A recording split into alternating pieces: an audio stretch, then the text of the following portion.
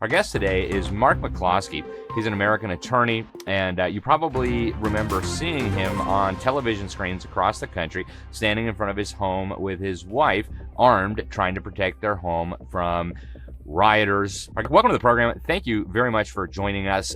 Before we get into what you're doing now, I know you're defending J6 individuals, trying to get them justice in the courts, and we're grateful for that, and we want to talk about what's happening at the national level too. But give the folks a little bit of an update. I mean, you were on everybody's television screen there for a time. Give the folks an update. What happened? Where are you at now? And what happened with that whole case? Yeah, well, thanks for having me on the show.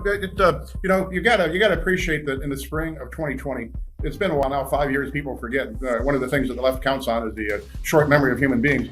But, when that career criminal drug addict up in Minneapolis died of a fentanyl overdose, it set in motion a pre-planned attempted revolution of this country.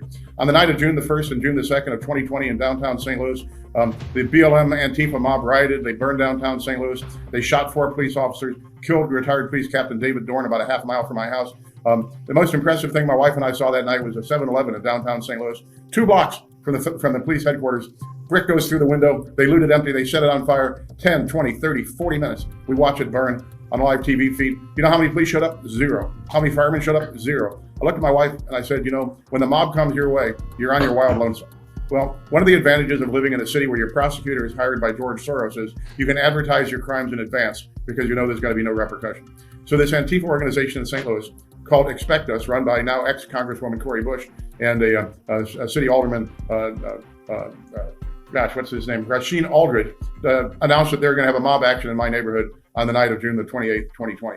And because we knew they liked to burn things, and there were things in our house, including us, we didn't like to have burned, went out and got fire extinguishers and put them on. Because we knew they liked to shoot people, and we made a decision we weren't going down without a fight, I put a whole bunch of guns around the first floor of the house. I went out to the corner of my porch, and I said what I always call the 2 most racist, white supremacist words in the English language. I said private property.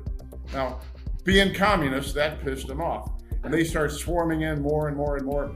Well, so I reached around the corner where I had a stage, and I grabbed my AR15, and I'm standing on the porch saying all kinds of mean, nasty things. And now there's hundreds, 350 to 500 of these people standing out there screaming at me, death threats, I'm going to burn you, I'm going to kill you, I'm going to burn your house, I'm going to burn your office building, even threatened to kill my dog.